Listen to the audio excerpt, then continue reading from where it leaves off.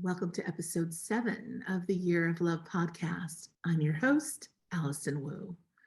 Very excited this today to bring you somebody who is really a magnificent person of a great example of living a life you can love. Chef Aliza Green is a noted chef, traveler, a bon vivant, and author of 15 best-selling books. Chef Aliza, welcome to the show. Oh, thank you, Alison, for inviting me. It's a pleasure to be here. Well, this podcast is dedicated to building a life you love, and you're certainly a living embodiment of that. Let's start at the beginning and talk about where you built your lifelong love of food and travel. Well, I was lucky enough to get to travel and live abroad from a very young age. My dad was a scientist and he took his family with him wherever we went. And I was actually trilingual at the age of 7. We spent a lot of time in Europe, in Israel. I actually started first grade in Israel. I went to kindergarten in Holland. We spent a lot of time in Mexico and then back to Europe. So really that passion for travel and then food came right along with it. I would also say that I must have had some kind of strong penchant because I have such clear, strong memories of food dishes that I ate even way back then. What stands out? So when you think now about the kind of foods you ate, those first food memories usually are so powerful. What stands out for you? A lot of food in Italy. I think the first time I was in Italy, I was maybe 6 or 7. I remember going to there was a pasta store, and they had it was old wooden cabinets, and they had drawers, and in the drawers were the different kinds of pasta. So and we would go there to buy our pasta. So it didn't come in a bag or a box, it was wrapped up in paper. I remember being in the south of Italy. Maybe it was Puglia, because we were probably going to Brindisi to get the ferry. And it was a very poor part of the country, and I always loved pasta. Anyway, we ordered a pasta dish, and it came with like no sauce, and realized that the sauce was the expensive part, so they couldn't really do that. We actually had to order double order to get enough sauce because we didn't have that. We traveled to we spent a summer in Seattle when I think I was 11 or 12 maybe, and went out to Blake Island where they would have salmon barbecues like on cedar planks with wild caught salmon. I just thought that salmon was so incredibly good. But all kinds of, especially fruits and vegetables. Remember in Israel, and then I was 6 or 7 years old. We were staying, it was at the Weizmann Institute, and they would feed us. But at that time, Israel was still quite poor. They would have these meat dishes, very heavy kind of European style, like Eastern European style meat dishes. I hated those meals. But every Saturday night, because they couldn't cook on Saturday, they would bring a whole spread, more Arab style, of cut up vegetables and hummus and labneh and pita and olives. And I love that. I mean, at 6 years old, I loved it. I still do. So that's a few examples. There's many more. It's so funny. Well, first of all, I think you are just underscoring such an important point, which is as we think of ourselves as adults and grown-ups, right, building a life that you can love, we have such a big responsibility to the children in our lives, whether your own nieces or nephews, friends, etc., to help inculcate these moments that will also give them the inspiration for their future lives that they're building. So thank goodness for your dad being able, so broad-minded to do that, because what an education that is right off the bat. Absolutely. And really from that time, I only really, things that interested me were books. I was a constant reader, books, travel, and food. And I'm still really the same, not really too much different in the way of the interests. So how did that evolve into becoming a chef? Because at the time, women, this was not a career that most women were thinking of. Women were cooks at home, but you turned this into being a very well-respected professional chef. How did that decision come to pass? Doing well in school, but I just wasn't really didn't turn me on. I said, well, what do I really love to do? And what I love to do, what do I do on my own all the time, was cook. And, just that was what made me happy. So I started doing small scale catering, for people I knew, out of my crazy, like ridiculous apartment kitchen, and reading everything I could do and trying to learn more. And eventually I started to knock on doors to try to get it. I decided I wanted a restaurant job because I wanted to be able to learn from other people. There's only so much I can do, self-taught. At the time, that was really the first Philadelphia restaurant renaissance, which was in the 70s, starting in the 70s. There was the Restaurant School of Philadelphia. And I heard, I was knocking on doors and getting laughed out. Oh, what are you? You're a woman. Well, you don't have a degree, you don't earn this, you're not that, and really not getting too far. But I heard kind of third hand that a couple was going to be opening a restaurant. They were in the first graduating class of the Philadelphia Restaurant School, which was at that time teaching you how to open a storefront restaurant. So I wrote a long letter to them, why they should hire me, and they did. So, like all of us, we all need a break. We all need to get lucky. We all, you make your opportunities, but you also need that, that encouragement. And that's something that we, as more established figures in our field, can do to help those who are younger, being mentors. So I was able to get jobs, and then, I did get some breaks. Of course, I worked extremely hard, and I was, obsessed about it. And I would say, there was a lot of price to be paid, as there is for almost everything. But I started out as a sous chef in a brand new Northern Italian restaurant where Marcella Hazan, this great Italian cookbook author, was our consultant. And there was a falling out between the chef and the owner. And they came to me one night and said, do you want to take over? And I said, absolutely not. I have no management experience. I can't do this job. It was a place that was, I don't know, there's a kitchen staff of 20. So everything made from scratch, all the pasta, all the gelato, everything you can think of. And the owners, they basically convinced me to try. They said they would help me. And so I said, okay, I'm going to go for it. And I stayed there. I was there for 6 years. And during that time, I studied Italian. I went to Italy every year. And really, that was a big break for me. And I made, big success, 4-star reviews. One of my favorite reviews from that time was a woman from Philadelphia Magazine who wrote the priceless line, Aliza Green could make a snow tire taste good.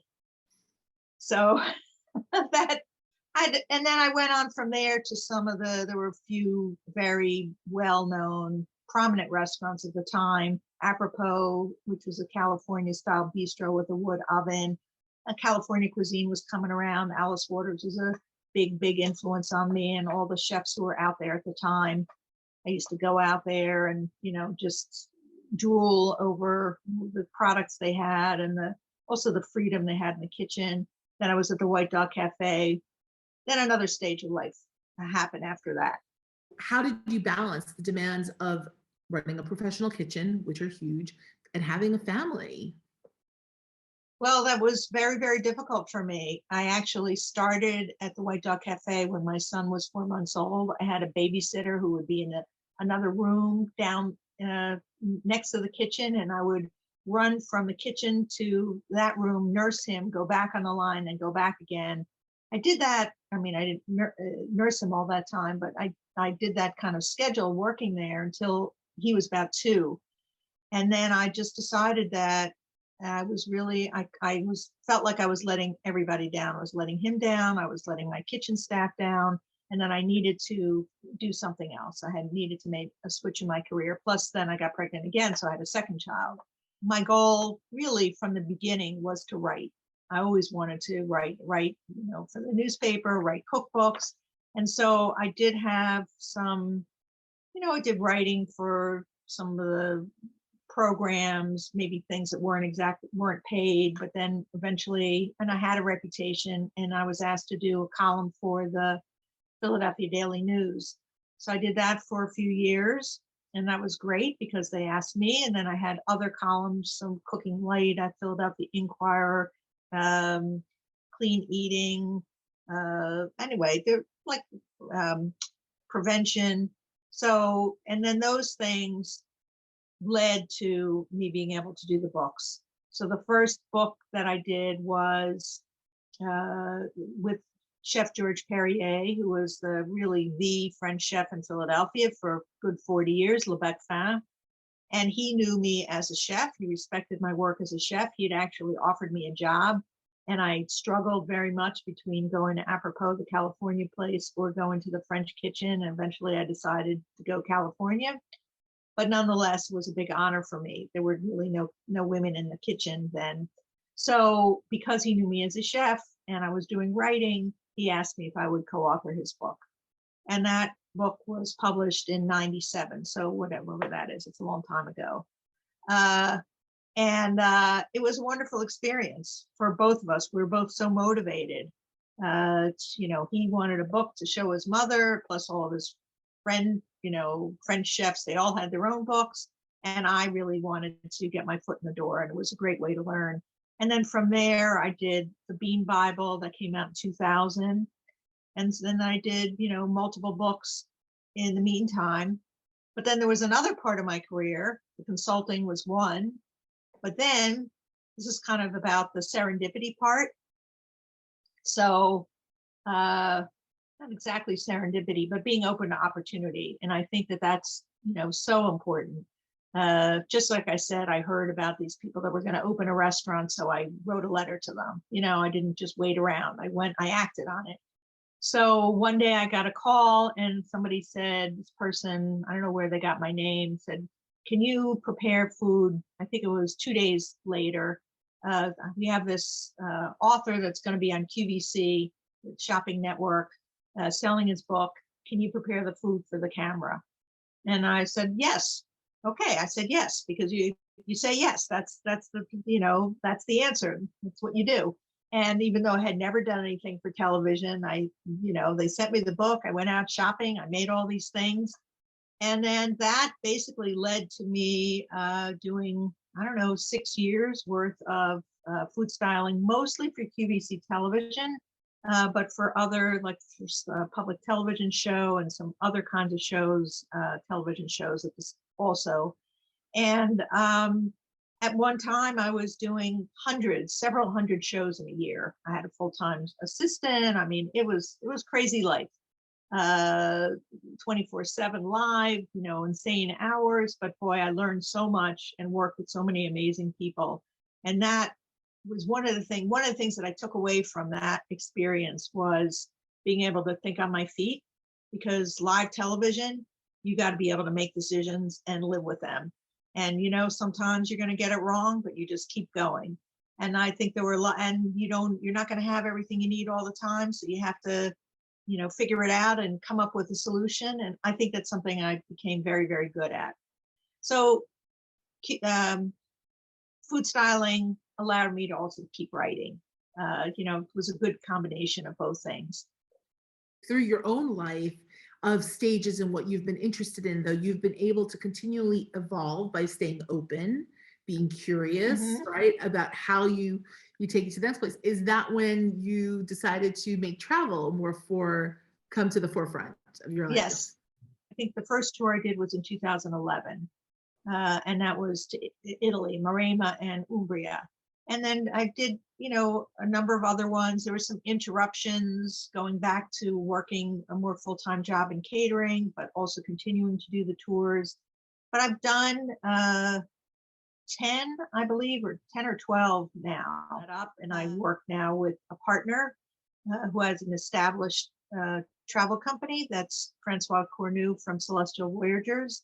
And that's really been helping me, because I knew that I had the food part and the communication part, but I didn't really know as much of the nuts and bolts of the, setting up all the logistics and how do you do the pricing and who's going to collect the money and things. So I thought I would concentrate on what I do best.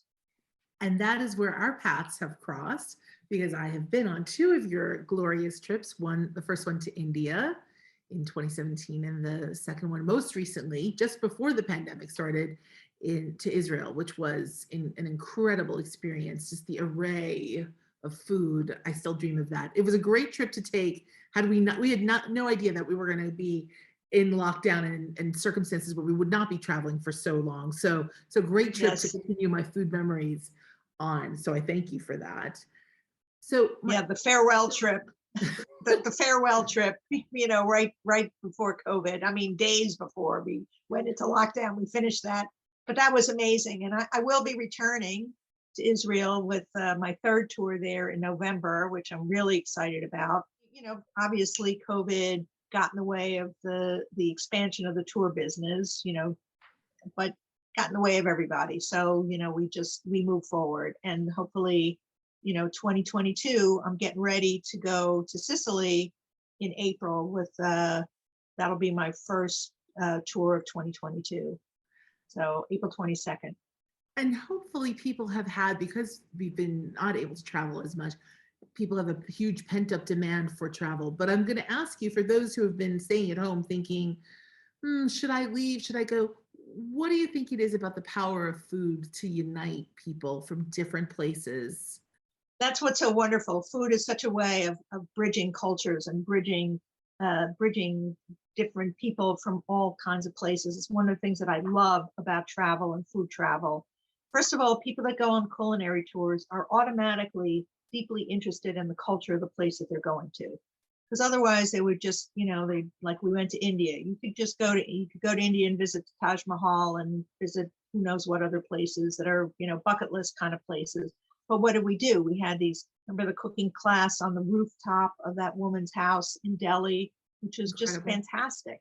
Yes. So, and being able to, talk to some of the artisans, being able to, see really exactly how the things are being made.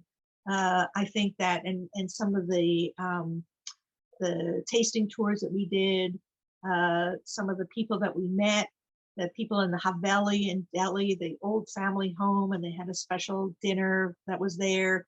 People in Lucknow it's kind of a royalty family that had it in their palace, and they had this meal for us. So we were able to really understand the cultures and I think just make these connections. I mean, you sit with somebody at the table and you really, you can make friends that way. And I think we need to have understanding of people they may have different ideas. Maybe their politics are different. Maybe, who knows, their belief system, their religion is different, but we still have ways of connecting. And I think that food is a wonderful way of being able to do that. I will say that taking some of these trips with you, definitely you move from being a tourist to really being a traveler and being in the homes of people who live there. You just have an entirely different experience. I remember the woman's home who we had that wonderful dinner in Delhi on the rooftop. She'd actually worked at a very large global company, and she actually gave up her job very willingly because she really wanted to return, even though she was very successful in what Westerners would describe as a successful life. She wanted to return to a place where she was actually cooking the foods that her mother had made, and she just found such great joy from it. And it was just wonderful, wonderful to see. One of the things, Aliza, I know that you do on the tours, and I remember in Israel and other places, you also celebrate a lot of women chefs who are there working there now. Can you talk a little bit about your commitment to just really showcasing their amazing work today? Yes, I would say that is very important to me. In any place that I see a woman in the kitchen, I'm going to try to go up to them, talk to them, get introduced, learn what they're doing. Even I did four culinary tours to Morocco, and there's a lot of women in the kitchens there. And that was just such a joy for me to be able to meet them. And even if we didn't really have a common language, but we talked the same language, because flavors are something that you can cross connect with. So I feel like, or think about how not just a woman chef in a restaurant, but we did that cooking class in the Druze family home in Israel. And that was fantastic. That woman was from a totally different culture, very different, interesting religion. And the food was wonderful. We sat in their home and we cooked together, we blended the spices. And it was just a, real bonding experience. So yes, it makes me very happy to see women. And of course, I always want to, send them message or go and meet them and thank them for the work that they're doing. So I would be remiss if I didn't ask you during the last 2 years, what have you been cooking and what does a chef make for herself at home? Big challenge, I have to tell you, to go from cooking for 200 on a regular basis to cooking for one. And so, sometimes I end up eating the same thing too many days in a row, but I'm always trying different things. I always, I post on Facebook, I post on Instagram. I have actually a monthly mailing newsletter, which I want to tell people about signing up for. Maybe we'll do that at the end. And so I have recipe of the month, so I'm working on that, taking pictures. I've done some videos. I taught some online classes, different courses. So there was a lot of that, as much as I could do to keep myself stimulated. And, I have some neighbors in my building, so I'll give them taste of this or share what I make. So that's definitely gratifying. I do love to, share food. It's not the same to make it for yourself and only yourself. I need an audience. So I definitely appreciate when I'm able to do that. I do love the whole, those chefs are just like the rest of us. They make something and you make too much and then you keep eating the same foods all the time. That's going. Not everything comes out, great all the time, and maybe you're trying it the first time, but well, what am I going to do? I'm not like that chef that says, oh, this is no good. Into the trash it goes. No, I made it. I'll try to fix it up and do something to make it something reasonably good. But then, next time I'll try it again. But I think that, you kind of get an idea of watching cooking shows and things like that, that everything comes out perfect all the time. Well, having been that person behind the scenes, well, sure, I had 3 different batches of it. And I had, if this one didn't work out, I had another one. And then I had a backup besides that because you always had to have that. So it makes it look seamless, but nobody's work is seamless. It's a great thing to remember. So before we close, I want to ask you if you had one piece of advice to give to yourself, because obviously you look back, you have an incredible, not only career, but you continue to grow and prosper. But it's been a lot of work and sometimes a lot of struggle. If you had a piece of advice you wanted to give to your younger self or somebody listening who's also thinking, look, it's a lot of work to build a life I love, what would be that advice? The struggle for self-confidence is always it's always challenging, and particularly for women, because we're going in often into a situation where people are belittling us. Our skills are different. Maybe more home style cooking or whatever it is. We're not imitation men. We're women. We have our own thing. So being able to have the confidence that what I had to offer was so valuable that I didn't always believe that. That would be one. That would be definitely something I think a lot of people struggle with that. I think it's an always evolving thing. I think the one blessing of getting older, like every day, as we grow further in our own selves, we grow deeper in ourselves, and you get that awareness of like, why was I worried about that 5 years ago, 10 years ago? Why did I care about what people thought about Oh how my my, hair looked or whatever?